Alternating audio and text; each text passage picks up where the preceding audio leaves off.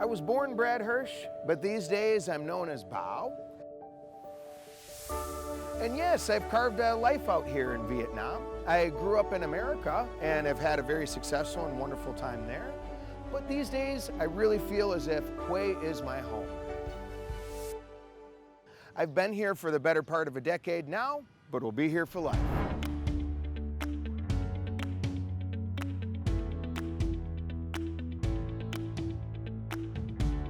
Woo-wee!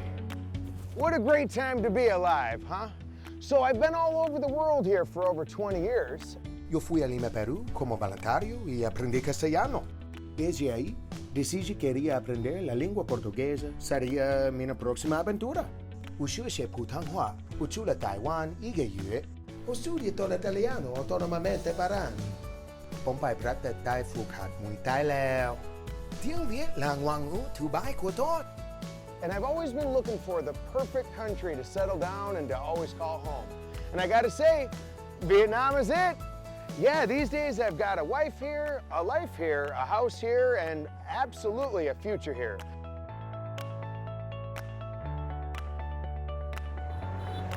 Hello and welcome to Talk Vietnam.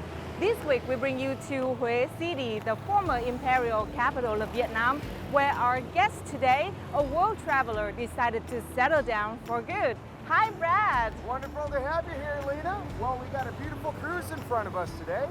So yeah, let's go get started, huh? Sure. Brad Hirsch has welcomed Talk Vietnam by taking us on a trip to one of the most famous attractions in Hue City, the Khai Tomb, an outstanding monument with distinctive architecture that blends the modern and the ancient. The Khai Tomb is a must-see whenever Brad's friends visit Hue City. They combined those different things into one animal. So they take the scales of the fish, you know, and then they take the horns of the bull, and then they take the hands of a lion, and they combine, you know, the different animals in there. My Chinese friends, had a lot of fun facts about where dragons come, well, the idea of dragons come from.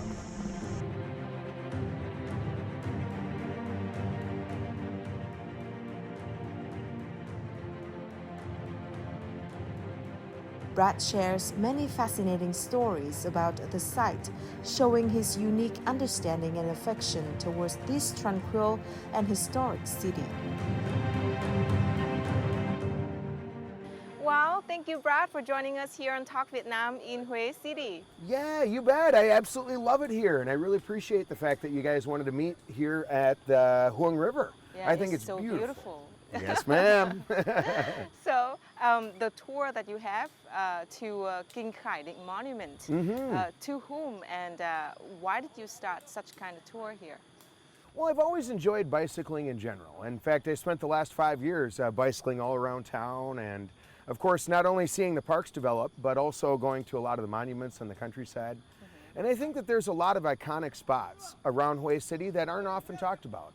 So we actually, in that example, made a loop that goes around to several different tombs and gives a nice overview of the mountains, of course the riverside parks, and of course getting a little taste of history at the Khai Inn. And I think for folks that are coming into Hue, it's nice in one day to be able to have a beautiful overview and a chance to really check out these different angles and aspects of Hue. Yeah, absolutely. So let's go back a little bit to the very first day that you came to Hue. What brought you to Hue? Well, long ago, I wanted to volunteer and actually make a computer lab here in Hue City for a special school. Along the way, I fell in love with it. It took about 3 or 4 days here in Hue City before I decided this is where I want to live. This is where I want to spend the rest of my future. And what year was that? So that was right around 2015. Yeah, so I guess by now about 7 years ago. Yeah. So how have you been during that 7 years in Hue? Well, actually, I did end up going back and forth for quite a while. Not only to make money back at home and tie things up back there, but also I would say about 5 years ago is when I really made that commitment to be full-time in Vietnam. Okay. And that coincided with, of course, getting married and my wedding here. After that, I was pretty well set. Right. So it's been absolutely amazing. One reason I came here to Vietnam and one reason that I enjoy it and stay is I can be the best version of myself. You know, I think it's got the brightest future. Not only for the people here, it's the perfect place to live, an ideal city to call home, but also, of course, with my wife and friends and everything, it feels like home all the way down to my soul. How has your life changed since, you moved to Hue? Well, my first trip here, I ended up staying in a one-room small dorm with one light bulb, one outlet, no hot water, and no fans, just a nice simple place. But I remember about a week deep, I thought to myself, like, this is all I need. This is it. I don't need more than this, because all my friends and all the good people are sitting right outside. In this case, I was at Chắc, right by one of the local markets. Every day, fresh food, and every afternoon, new friends to meet, new coffee to drink, and beer to have with new people. So I guess in that sense, every single day was a joy. It felt like being on a brilliant, new, wonderful vacation, every day. And I just thought to myself, again, I could be here forever. Indeed, I've been to a lot of different countries, perhaps 20 to 30. I don't really know, I lost count. But I think every country has its charms. And somewhere along the line, I was actually looking for an ideal place to settle down. When it comes to Vietnam here, it really had the best of everything. Of course, your obvious, like food, transportation, convenience, and beautiful weather, tropical, everything.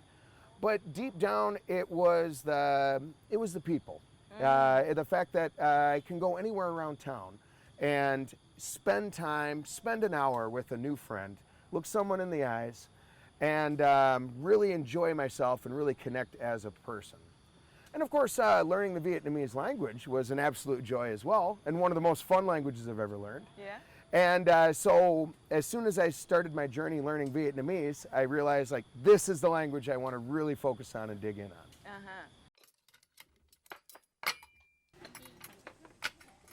Brad Hirsch is an avid learner of new languages.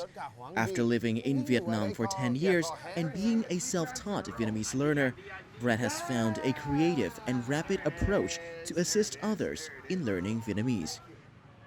Okay, so if we talk about the basic words, all right? Let's think about the word eat. Eat. Yeah. It's spelled A-N. How would you pronounce that? On. That's it. It sounds like that though, right? So hand signal, on. On. But in Vietnam, we chopstick. Oh, we're using chopsticks. On. Yeah. Yeah. Try it 3 times in a row. Yeah. Now, you remember what this hand signal is? It's a D. D. Yeah. So let's take 2 of them and point forward. Yeah. That means go. Go. Yeah, in Vietnamese we say D. D. Yeah, D. Toi. Toi. That's right. I go.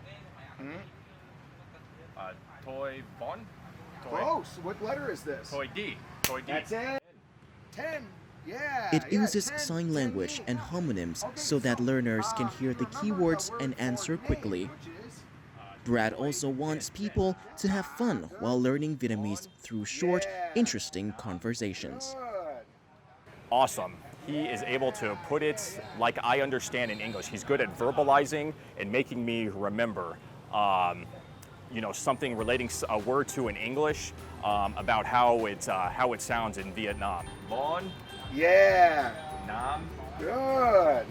So I can make the connection in English. I would love to be bilingual, so I'm making it my goal to learn Vietnamese, and I'm not going back until I learn Vietnamese. And I hope I stay here the rest of my life because I love it. G like a gun. Take your middle finger and touch it. H.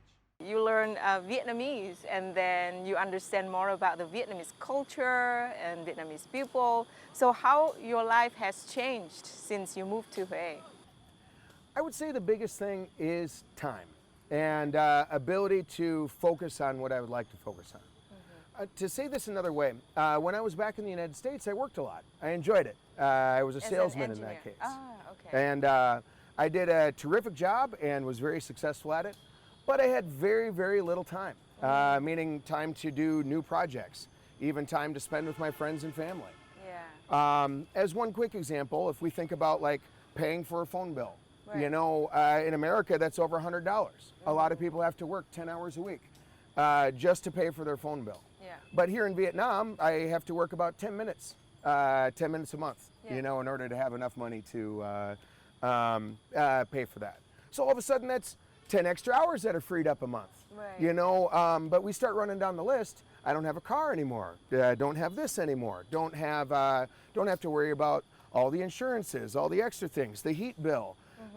So little by little, as we start peeling back all of the things that we don't need anymore, Yeah. that means hours I don't have to work, hours Right. I can spend doing whatever else I really want to. Yeah. So in this example, I would say, gosh, out here only working, let's say 20 hours a week, for example, I can do whatever else I want with my time, and I can start a lot of new projects. Okay. So I really feel like coming here to Vietnam has opened up my time and allowed me to, focus on the language and people and exploring, the country more and starting new businesses and new projects.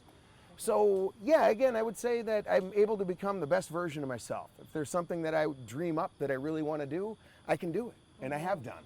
Yeah. So I think that Vietnam has been a perfect foundation to Right. be able to be independent and lead the kind of life I want to lead. Yeah. So now let's talk about your teaching Vietnamese to foreigners. Yeah, tell me more about that. And why did you come up with that idea? Sure. Yeah. Well, first of all, I got to acknowledge the irony of having a white guy from America teaching Vietnamese in Vietnam. It's not the most obvious thing right off the bat. But then again, I've been a language teacher of various types all the way since I was 16, 17 years old. It started off in Spanish. I spent 6 years learning Spanish in school and then spent 3 months in Peru volunteering at an orphanage down there and ultimately became fluent. But then I realized I could actually shortcut the entire process and I could reteach somebody how to do all of this in a matter of a few days or a week. Yeah. Indeed, some of the other volunteers that came down to that orphanage, within about 2 days, a lot of them were fluent. And I was like, man, why spend 6, 7 years when you can get it done in 2 days? Yeah. So since then, I've been kind of teaching Spanish, but fast track style. What do you need to know right away, day one, in order to have a conversation right away? Right. So I've done that in various languages, including Chinese, among others. But coming here to Vietnam, I had to learn it all myself and had a strategy, of course, in place, Right. which in this case includes, let's say I wrote a personal statement, 2 paragraphs long. Yeah. And then I translated that into Vietnamese and had a Vietnamese person record it. And prior to getting here to Vietnam, I just listen, read.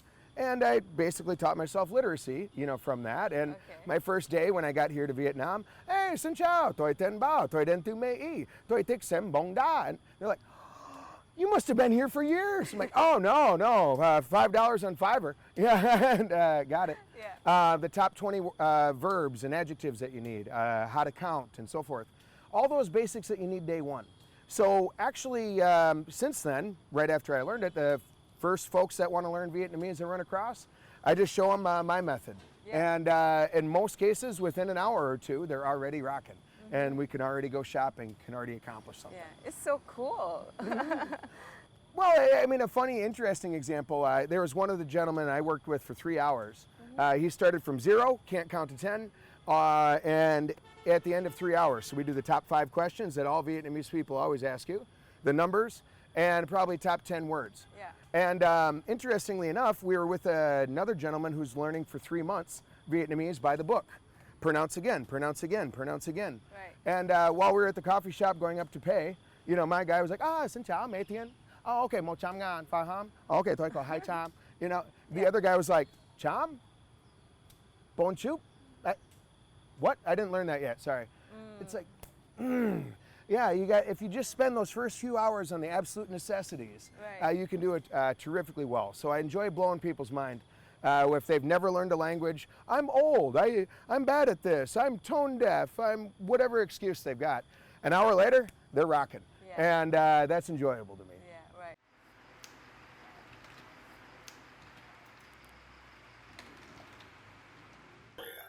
Many people's favorite topic. So finding a guest to talk about is pretty easy.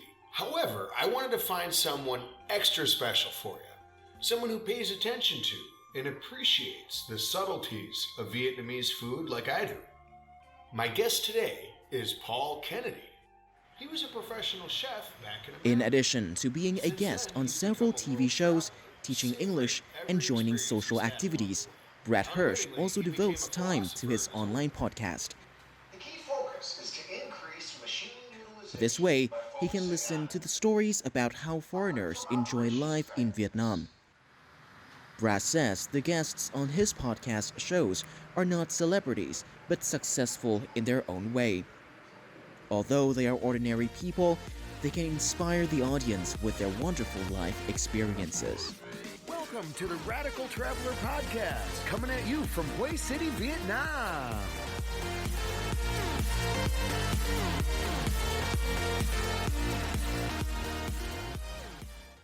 Now you're working as a freelancer, right? Yeah. So tell me more about the job of a freelancer. Sure, yeah, and by definition, a freelancer does a lot of different things. And in my case, gosh, I have my hand in about 20 different pots. Yeah, as an example, I do a lot of translating from Vietnamese to English. Lately, I've been working with history. So there's a few textbooks and novels that are being written. They're from Vietnamese into English. A lot of the museums here in Vietnam also want to translate their exhibits and so forth. So I find that to be really enjoyable because I get a chance to learn more there. Yeah. But beyond that, I do a lot of consulting for American folks, especially that want to retire and or move to Vietnam long term. So why do you think that Vietnam is a worthy place for people to live in and to retire? There's a lot of reasons. One of the main ones would be just getting the simple life, really. Just having a life where you don't have to worry about the minutia, you know, all of the bills and phone calls and all that other small stuff. So I think for a lot of people that is very, very appealing. The second reason would have a lot to do with the idea of runway, meaning retirement runway. Okay. For example, if a person were to have, let's say, $200,000 in America, a lot of people would estimate that they've got about, let's say, 4 years of runway that they could kind of retire and be fine. Oh, by golly, if you have that in Vietnam, my friend, whew, whew, you might have a good 30 years on your hands, you know, depending on your lifestyle. Right. So there's a lot of folks that are maybe tossing up, gosh, should I work another 20 years and then I'll have enough to live 10 years in America, or should I just retire now and go to Vietnam now and start immediately? So I think that aspect of retirement runway, Vietnam is very friendly to that. Yeah. Specifically for folks that want to have a simple life. That's the main idea. It's not just that things are cheaper, but you can get by with less. You don't need a car, you don't need a huge house, you don't need to have all of this extra bling, you know. I guess the third reason is the people that you meet out here. A lot of my expat friends, some of them indeed are 70, 80 years old. Some of them are 50, but age kind of goes away. We're all friends here, and we're all from different countries. And so I think being able to have a beautiful group of friends that are all winners, that are all international folks, that are all doing what you're doing, and we've got a beautiful environment in which to do it. I think that's very appealing for a lot of people.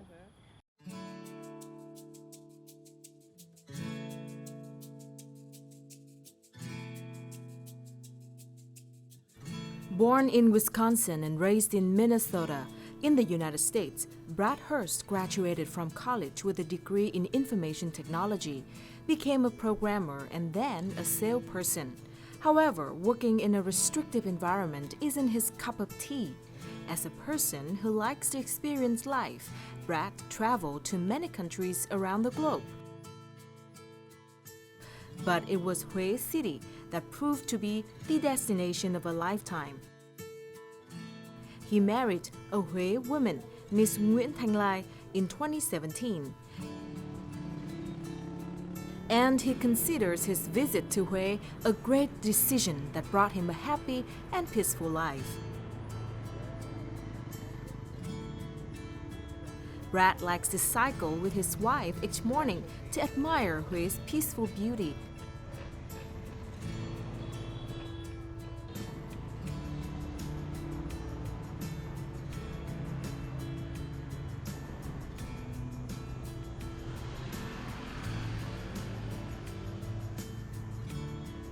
or buy fresh cooking ingredients at the traditional market.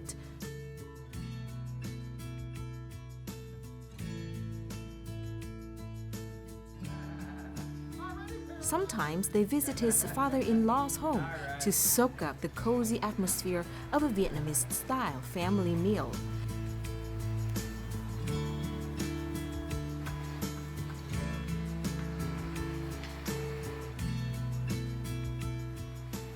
Thầy Bảo là một con người rất là dễ mến. Mặc dù là người nước ngoài, nhưng mà cuộc sống ở Việt Nam nói chung và riêng gia đình tôi nói riêng thì tôi rất mến. Một con người nào rất biết kính trên nhường dưới và biết lợi phép. Thì việc bếp nắp nấu nướng gì Bảo cũng làm được cả. Tất nhiên là không phải ranh, nhưng mà bằng cả gì cũng muốn làm và muốn học hỏi. Không có chưa cái việc gì hết. Kể cả tôi làm vườn, Bảo cũng làm vườn thù ra, việc gì cũng làm hết. Vậy đâu là làm đó, nhất là nhiệt tình. Mà thích làm nữa, tôi rất là quý người con rể của tôi. Trước hết anh là con người hiểu được văn hóa của mình và anh tìm hiểu rất là nhiều. Với cái văn hóa Việt Nam thì anh tìm hiểu và anh hòa nhập rất là nhanh. Kể cả những chuyện về đám cưới, đám hỏi, về đám giỗ, rồi là Tết, hòa nhập với cả gia đình, với là cả bạn bè và người thân ở đây rất là nhanh và anh thích điều đó. Anh Bảo thì những cái về ẩm thực hay văn hóa, mình đã nói là văn hóa anh hòa đồng rất là tốt. Kể cả những bữa cơm ở Việt Nam mình đây, anh ăn tất cả những món Việt Nam mình là anh ăn được hết và thích hết. Brad also shared with Talk Vietnam some of the many things that warmed his heart in Hue City. So I am a lover of nature, and being out here in this village, it's so wonderful because, of course, we're surrounded by fruit, nature, and trees, but they're all different, with all different names and uses and medicinal qualities and tastes, you know, and styles. So I think it's really special. So how often do you come here? I would say roughly about once a month or so. I can get here by bicycle in about 40 minutes. And I love digging deep on the plants and everything that they have here in central Vietnam. Right. So when you come, do the villagers recognize you and your bike? Well, of course, we got married right here at this house. And along the way, of course, our family roots go deep. So that means we have direct relations with at least half the folks out here in the village. And yeah, over time, sticking around Hue City and returning to this village so many times over the last 5 years. Yeah, I have friends in every house and a smile and a wave every person I meet. So it really does feel like home out here.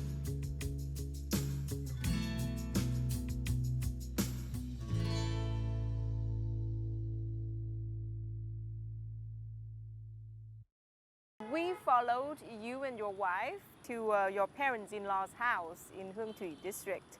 And there we saw you blend in just like a Vietnamese son-in-law. Sure, sure. So was it very difficult at the very beginning to understand more about the Vietnamese culture and be part of it? One of the most beautiful experiences that I had was before getting married. We went to the altar with my wife and her family and all of the uncles and so forth. And I remember distinctly standing right there, and we lit some incense, and one of the uncles said, and I'm paraphrasing, "We want all of you ancestors that have died, that have passed, we want you to welcome Brad into our family tree, into the afterlife, as we have welcomed him here in the living world. That's so beautiful. We want you to welcome him into our family forever." Just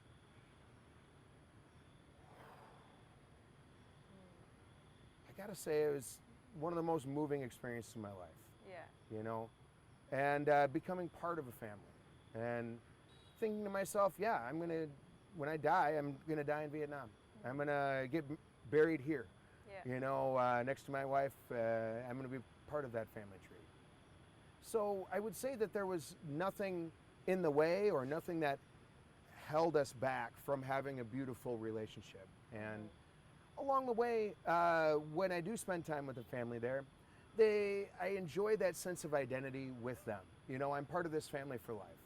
And I'll help them out no matter what. They can have all my money, have my house, have everything. And they would do the same for me. That's beautiful. And the whole idea of, you know, me being American or a foreigner, or my job, or where I've gone in life. All of that is beside the point. I'm just, I'm just Brad. Part of the family. It's so beautiful. Yeah, thank you for that. So after 7 years living in Hue, what changes of the city that impressed you the most? Oh, that's a big one. That's my favorite. Hue was a beautiful city from the start, no doubt about it. But gosh, the biggest things I would say is how it's gotten really cleaned up, especially the river and of course the parks like we are here right now. They've gotten all built out, including running trails and biking trails, outdoor fitness equipment and things along those lines. The river itself has been cleaned up in terms of litter. We even have this bridge, wooden bridge here, so folks can walk along and enjoy the river every day. So I see a lot of that. I also see running, biking clubs and gyms. 7 years ago, there was next to zero. I had to search really hard to even rent a proper bicycle. But now, gosh, there's dozens and dozens of bike shops. And in fact, they even have several marathons and bike races right here in Hue City, let alone aerobics in the morning and everything like that. So I can see this trend towards outdoorsy lifestyle, parks, enjoying the morning, and fitness. That has been one of the biggest changes I've seen in the last 7 years. And I think that's positive for everybody.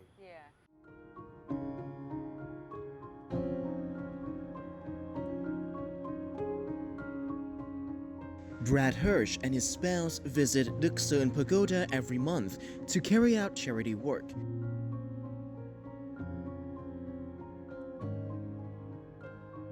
They have been going to the pagoda for 2 years with their friends to prepare meals for orphans and disadvantaged children.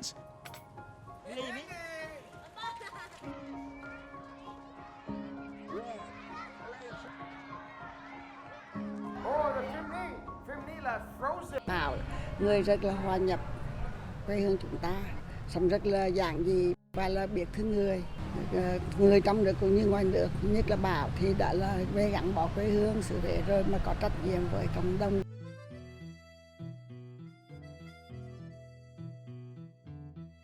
Chú là người nước ngoài nhưng mà chú rất là vui vẻ và hòa đồng.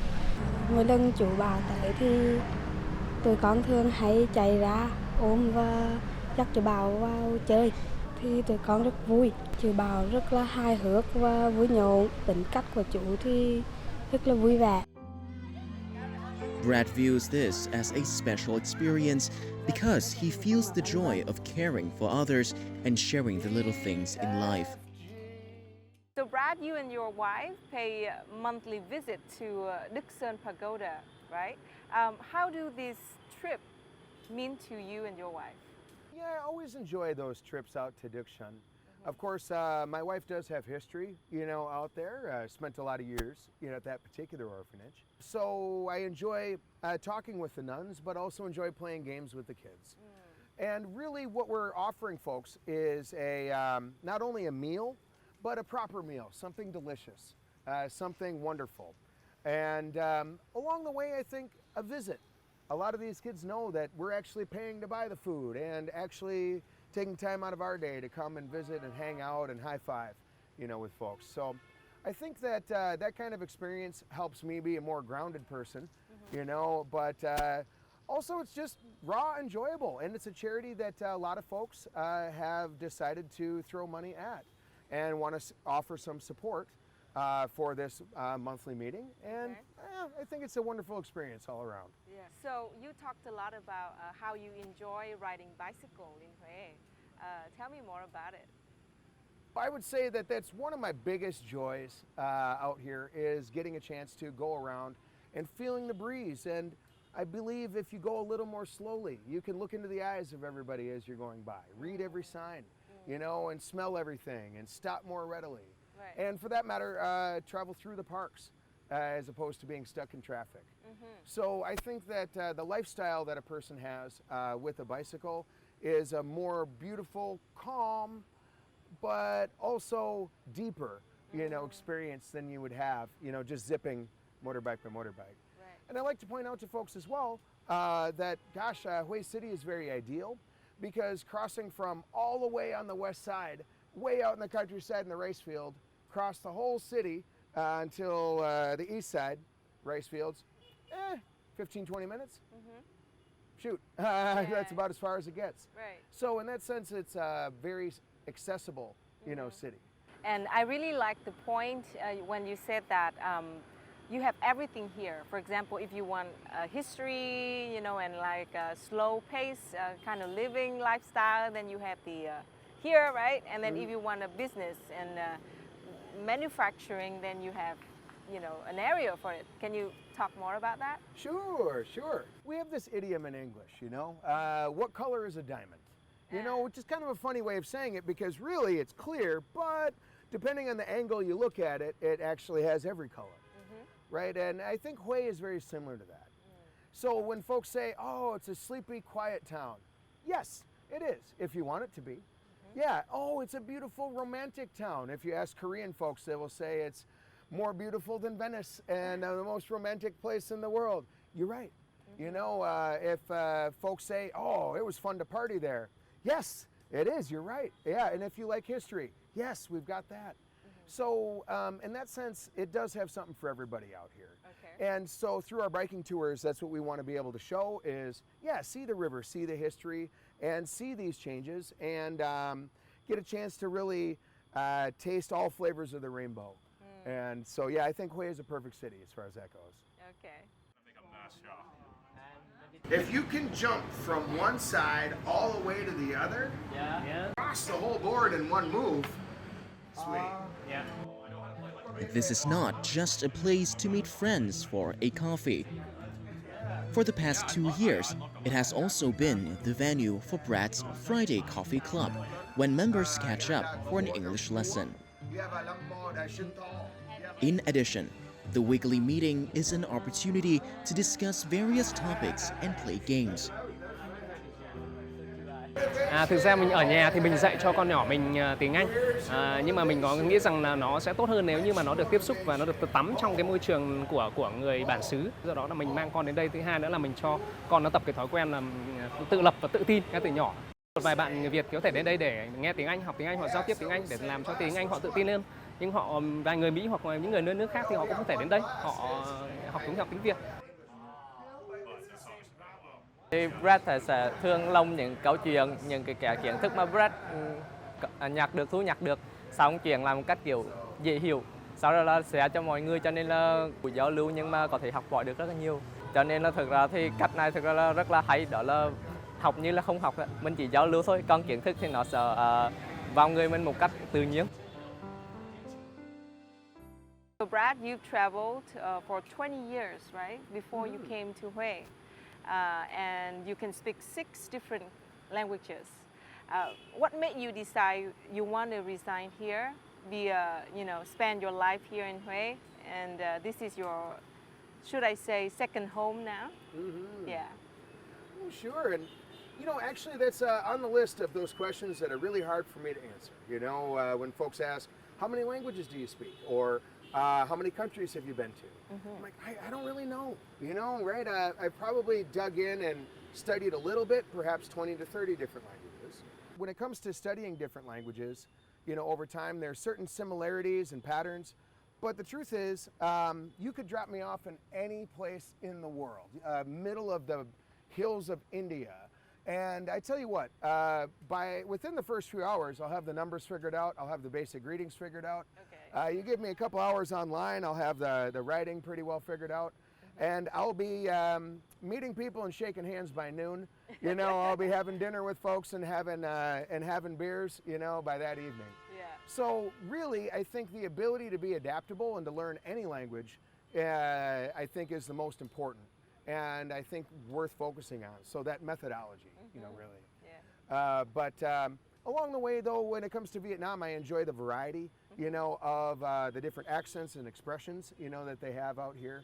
So it's been extremely fun, in that sense. So what message would you like to send to the people who want to live in Vietnam or expats here? Number one, learn Vietnamese. Absolutely. Get on it. You don't have to crack the textbooks, but just find like something enjoyable, whether that's running or shopping or something like that. Find that as your way in, as a doorway in. Without Vietnamese, you only see the top 1%, you know, and 99% is invisible, right? It's flying over the ocean and calling it blue, flying over a jungle and calling it green, and say, I saw the jungle, saw the ocean. So I think number two, acknowledge the depth. Vietnam is hundreds and hundreds of layers, and the more you dig, the more beautiful it really becomes. Okay. The third thing, I run across a lot of expats that want to come here and start a restaurant, start a bar, start a business, or something like that. I've probably heard that story 400 to 1,000 times. Usually my first question to them is, count to 10 right now. Oh, can't do it. All right, so starting a business is rather difficult. Yeah. So I would say advice to folks wanting to start a business, if you're competing with Vietnamese people in any way, shape, or form, you're going to lose. Yeah, Vietnamese people are smarter than you. They speak Vietnamese way better than you. They have more experience. There's more of them. They're going to work for cheaper, and they're going to work harder, and they're going to beat you in every single category. However, if you want to start a business, partner with Vietnamese people.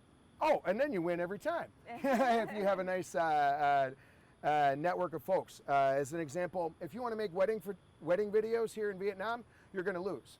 Vietnamese folks are better than you in every way. Yeah. But if you want to compile wedding videos and make videos for folks in America, and you want to have a Vietnamese crew to help you do it, oh, you're going to win every time because they'll make a 1-hour video for less than $100.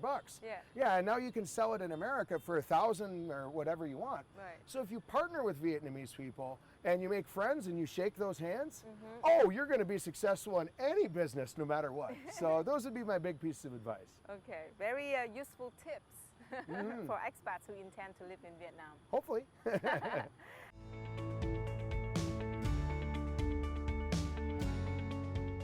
For 5 years, Brad Hirsch has spent an hour per day cycling, which is 100 kilometers per week on average.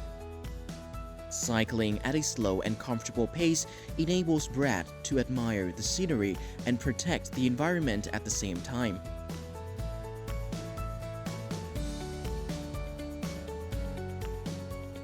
In addition, he and his friends have established bicycle tours around Hue City for tourists who want to experience Hue's beauty off the beaten track.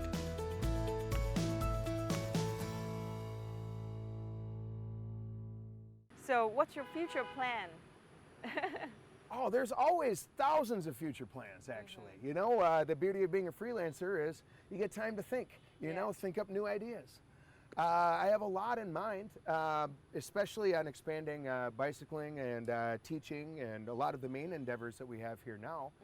But also in the future, there is things like VR technology and blockchain technology. Okay. So I really enjoy being able to teach that and being able to open people's eyes, you know, in that regard. But I also see a very bright future here for Vietnam in a lot of ways. One example is the success of Vietnam lately. You know, we've got several billionaires, you know, out here these days, right? Yeah, in the tech world. Yeah. Well, yeah, the VinFast. Yeah. Right. Even the electric car business, you know. Right. But gosh, when I look at a woman like Nguyen Thi Phuong Thao, you know, with Vietjet, you know, I just think to myself, wow. There's a champion. She's Vietnam's first female billionaire. But I look at that and I think that's the future. That's the future, right? And I also look at the future of women here in Vietnam. Let's face it, you know, 30, 40 years ago, not many women graduated college, right? But now, gosh, all that want to, right? Yeah. So in that sense, I really think that it's going to be amazing to watch the future of women here in Vietnam and how they're able to progress. I have several of my friends who have disabilities. A lot of my friends are deaf. Several of my friends are in wheelchairs. Sadly, 10, 20 years ago, there's no service for them at all. Yeah. But I see that changing now. Now there's services. There's people that are able to help people with special needs. So if you really think about it, all the extra people that are going to be in the workforce and contributing to society, you know, is just astonishing. I also notice in Vietnam the technology leapfrogging. I point this out a lot. Like in America, just as a quick example, we have with cell phones, you know, we had the really old style, the wired system, the analog system, and then every generation, 1G, 2G, 3G, they have to rip up and rebuild the entire nation's network. Right. But after, let's say, 100 years of telephone development, we finally figured out, yeah, 4G, GSM SIM cards, and fiber optic networks are the best way to do it. Right. But in Vietnam, gosh, they didn't go through all of these changes. They just went from, you know, writing a letter with a ink pen on papyrus to sending an email on an iPhone 5 in 1 year. They made that leap. So I see that all the time, and they're able to do it for a tenth of the price. So I can see 100 years of development happening in 2 years, you know, or 5 years or 10 years out here. So I only expect this trend to continue. So when I think about where I want to live and where I want my future kids to grow up, oh, absolutely Vietnam. Absolutely. The way that it's moving and the way the future looks is ideal in every way. Okay. So thank you so much for your time on Talk Vietnam. Thank you. Oh, super fun. High five, huh? High five. I absolutely love being here, and I appreciate the opportunity to share with folks, Right. you know, all the beauty that life here does have to offer. So yeah, thank you, Miss Pham. Yeah. And that's it for this episode of Talk Vietnam from Hue City with Brad Hirsch, and I hope that you enjoyed it as much as I do. Goodbye for now, and we'll see you again next time.